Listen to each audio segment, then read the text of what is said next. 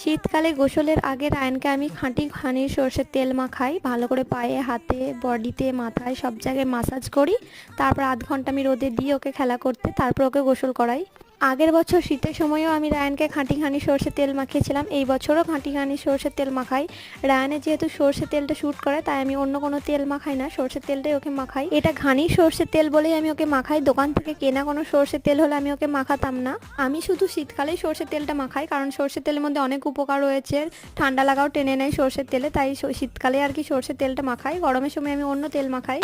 আর বাচ্চাদের একবার যদি মাসাজ করে দেওয়া হয় সারা দিনের মধ্যে, তাদের শরীরটা অনেক আরাম হয়। হাতে পায়ে তাদের তো অনেক ব্যথা হয়, তারা অনেক কাজ করে আর কি, তো তার জন্য তাদের মাসাজও দরকার। আর রায়ান তো সারাদিন প্রচুর কাজ করে, আমাকে তো একটা কাজও করতে হয় না, আমি সারাদিন বসে বসেই থাকি, তো তার জন্য রায়ানকে আমি চেষ্টা করি একবার মাসাজ করে দেওয়ার।